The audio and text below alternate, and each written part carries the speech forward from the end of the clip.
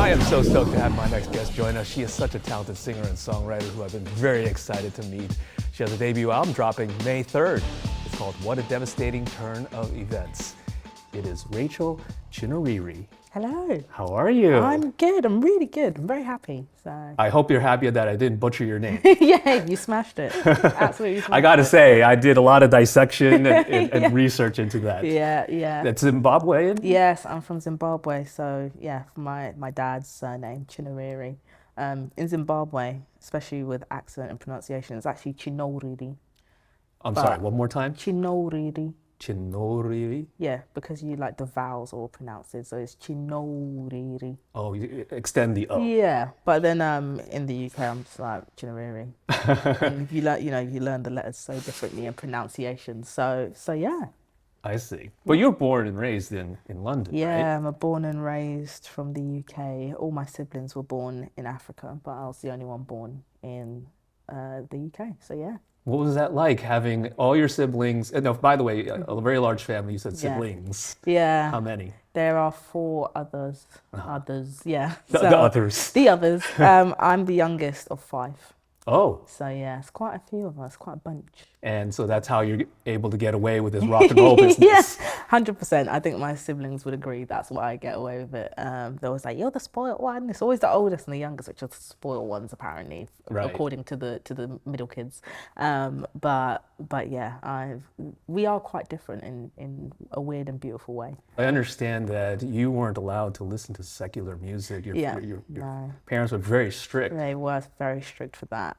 And they kept that going all the way down the line. Yeah, they were very strict with that and didn't actually want any interest in anything other than super Christian music growing up, or like Zimbabwean like a cappella sort of thing. But obviously they knew people like Bob Marley, they knew people like Michael Jackson, they knew like loads of the huge artists. My mum definitely knows Beyonce. She loves Beyonce, and Adele and stuff like that. But yeah, as time has gone on, and I think they've changed their views.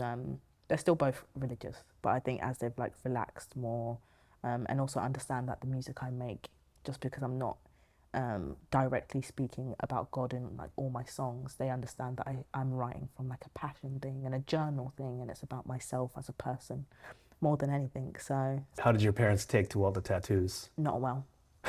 they did not take it very well at all. I've got my dad's middle name here, and the first time he saw it, he was like, "You need to take that off," and I was like, "I can't, I can't take it off." So yeah, first time my mum. And you weren't like, but it's your name. The thing is, they were in Zimbabwe the first time I even got my first tattoo. So it's almost like as soon as they left the country, I was like, gonna get a tattoo. And I got this one. And I don't think my mum thought I would. So maybe my tattoos is my most rebellious thing, to be honest. But I remember FaceTiming her and she was like, "That's not real." And she was like kind of laughing. And then when it dawned on her it was real, she was like, "That's not real. That cannot be real." And I was like, yes. And then I think like a month later, I had 5 more. So she was just like, "This is unbelievable. What are you doing?" And now I've got so many. I'm surprised you are not locked up in your house or their house right now. They came to my gig in London not too long ago. And I think they I was wearing a long sleeve. I was wearing a long sleeve top for that show anyways. So it was all right. But then I saw them for dinner the next day, and I'm so used to having my tattoos, I don't even think about them anymore. And then my mum was like, "So what's all this drawings that you have on your arm?" And I was explaining them to her, and her face was just like, "Oh, gosh, why are you doing this?" But, At least we have the others. yeah, actually, I've got my backup now. I'm like, see, I sold out a show with 1,200 people. You can't be too mad for the creative vision. It's like, it's artistic. And she's like, "I don't get it, but sure." You said that they listen to your music. Yeah. They get it. Yeah, they get it now. And that's what I get as well. I think that's what's been so universal. And congrats on Thank the you. burgeoning attention. Thank you so much. Yeah, I'm glad they do get it. I think my mum, especially when I was making these like sad guitar kind of songs, she was a bit like, "If you can't dance, what's the point?" She was like, how on earth are you going to have a career if it's not like dancey sort of music? But it's because she'd only ever really heard super upbeat music, and the big artists she listens to are always upbeat. So when I did show her super successful people who don't make upbeat music all the time, she was like, "Oh, okay, right, well, if you can pay the way for yourself, then sure. And I'm starting to, and I'm able to. So she's now like, okay, you go and do your thing then. And you were able to find music on your own, and it Hmm. wasn't like you said, too extreme, Yeah, right? I know that exactly. Coldplay is one of Oh, them, I and you love talk about Coldplay. Yeah. non-extreme. Yeah, Coldplay is like the safest bet of anything. My mum could never be disappointed for me listening to Coldplay. Yeah. I really loved the so my mum would leave the house for work, and then I would always get on the laptop and go on YouTube and stuff like that. And I discovered Coldplay in a time when I was getting really badly bullied. So yeah, I think the music really kept with me. It felt really peaceful with me. And when you're 13, it was so simple, but it just meant a lot. And since that moment, I think I just always have that connection with Coldplay because I feel like they saved my life when I was like 13, 14, when you feel like your whole world's crumbling, you're getting bullied, you kind of think this is going to be life forever. Um, and yeah, I just hold a very special place for what music can do. It's really healing. So What were you being bullied for? being black, I was like one of the only very few black people in a majority white school in a very white area. So yeah, going to that school on my first day, being called like the N word and being spat on and being monkey charted, it was weird and also so naive. Like I went to school till I was like 11, and you get taught about slavery in school, and it's so textbook. And it's like slavery ended at this point, and this happened at that point. And I went to a primary school which was super mixed, um, and then going to a new school where all the things my old school had essentially taught me wouldn't happen. It was the biggest shock. When I went there and realized, oh, people don't like me simply because I am black. I wasn't like a loudmouth kid. I was actually a massive nerd. I'd go to like the library with my one friend, Sam Saw, and we'd just read books together. And I was just super quiet. But even when I'd try and make myself as small as possible, just being at the school, like people would just, I would hear people just shout out the corridor, slave, slave. And I was just like, I just hadn't done anything. So yeah, it was really difficult, and I moved to school after that. So yeah, it was a strange thing to go through, and then I found Coldplay's music, and I was like, oh, okay, well this is really cool. Music really helped you. Music really helped me in a really dark time. Yeah. So yeah. That's amazing that you were able to stay as even keeled as you did, because Yeah. you could have gone very extreme and angry Yeah. and down a different path. Yeah, I think I could have gone down many paths. But I think as a kid I was quite shy, quite timid, quite fearful of a lot of things. I like to play everything quite safe. Even now as a person, I play everything quite safe, to be honest. Um, but yeah, I could have gone down many paths, and I'm discovering music and then being hyper obsessed with Coldplay. Like I was a fanatic over Coldplay. Really helped and got me through a lot. So yeah. Right. And you've obviously been influenced by other artists that Of you've course, spoken yeah. about as well. Yeah. And There's a band called Daughter as well, who I really love. I think the tone of Eleanor's voice, and the band and how atmospheric it feels. I'd never heard music like that until that point.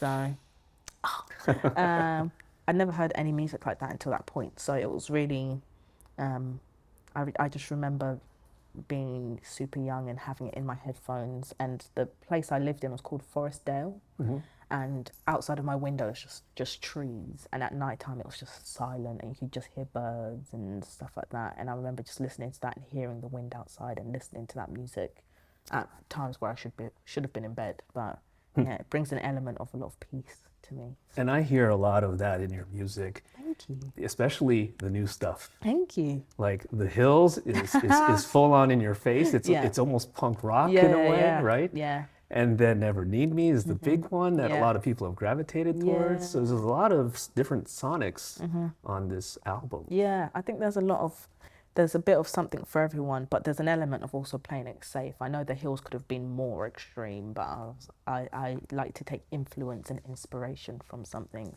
and see what I can turn it into. So there's ways that those songs could have been even more extreme, but I like the pocket that I'm able to bring it back into, because I also do really love like pop music.